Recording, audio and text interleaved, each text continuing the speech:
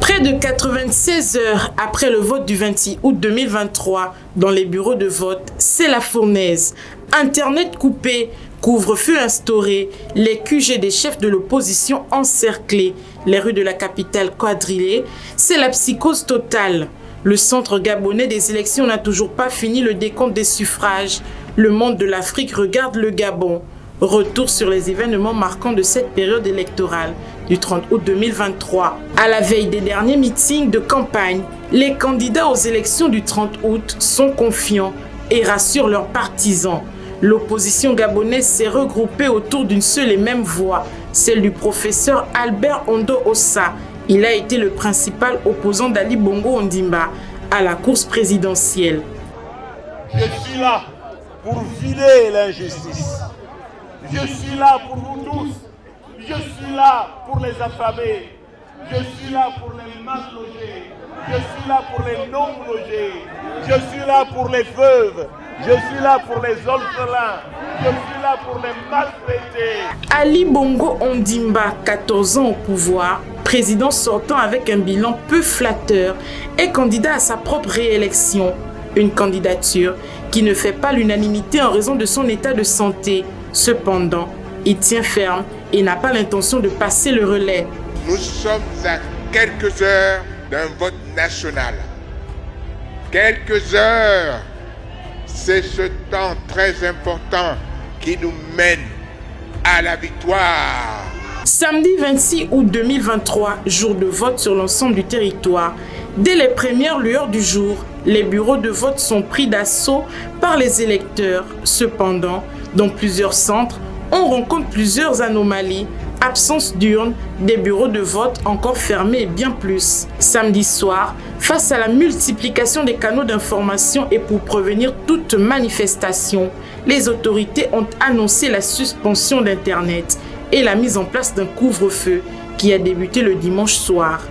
Chaque peuple a son seuil de tolérance et les Gabonais ont atteint le leur. Si personne ne veut nous venir en aide, les Gabonais prendront leurs responsabilités, nous ferons notre révolution. Ali Bongo veut nous exterminer, il nous finira tous, mais ça ne va pas s'arrêter là parce qu'avec lui, c'est la mort et si sans lui, ça doit être la mort, on préfère la mort mais sans lui. Près de 96 heures après le vote du 26 août 2023 dans les bureaux de vote, c'est la fournaise. Internet coupé, couvre-feu instauré, les QG des chefs de l'opposition encerclés. Non, ne me brutalise pas. Je suis habillée comme toi. Les rues de la capitale quadrillées, c'est la psychose partout. Le centre gabonais des élections a fini le décompte des suffrages. Le mercredi 30 août, à 3 heures du matin, les Gabonais retiennent leur souffle. Au terme de la centralisation des résultats, est élu Bongo Ondimba Ali avec 293 919 voix, soit 64,27%. Quelques minutes après, Au nom du peuple gabonais et garant de la protection des institutions, avons décidé de défendre la paix en mettant fin au régime en place. À cet effet, les élections générales du 26 août 2023 ainsi que les résultats tronqués sont annulés. Les frontières sont fermées jusqu'à nouvel ordre. au petit matin, les Gabonais célèbrent dans les rues le coup de la libération. Dans la foulée, l'ancien président Ali Bongo est arrêté et placé en résidence surveillée. Je suis Ali Bongo Ondimba, président du Gabon. J'envoie un message à tous les amis que nous avons à travers le monde pour qu'ils fassent du bruit.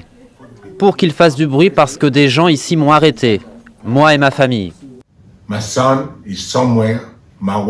Mon fils se trouve à un endroit, ma femme dans un autre, et je suis assigné à résidence. Je suis dans ma résidence et il ne se passe rien. Je ne sais pas ce qu'il se passe. So I'm calling you. Donc je vous demande de faire du bruit, de vraiment faire du bruit. Sa famille, notamment sa femme Sylvia Bongo et son fils Noureddine Valentin, sont également interpellés par les militaires ainsi que plusieurs personnalités publiques. Le 4 septembre 2023, soit 6 jours après la prise du pouvoir par les militaires, le général de brigade Brice Clotaire Oligui Nguema prête serment et devient le président de la transition. Je jure devant Dieu et le peuple gabonais de préserver en toute fidélité le régime républicain quand le peuple est écrasé par ses dirigeants. Avec la complicité des juges, c'est l'armée qui lui rend sa liberté et sa dignité.